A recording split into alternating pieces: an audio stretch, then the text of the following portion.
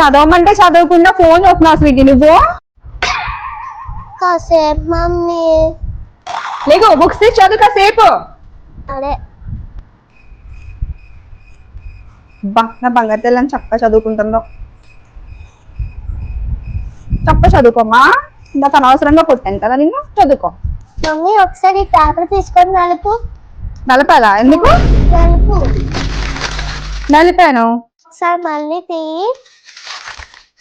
తీసాను. నా మనసు పేపర్ లా మోకలు అవ్వదు.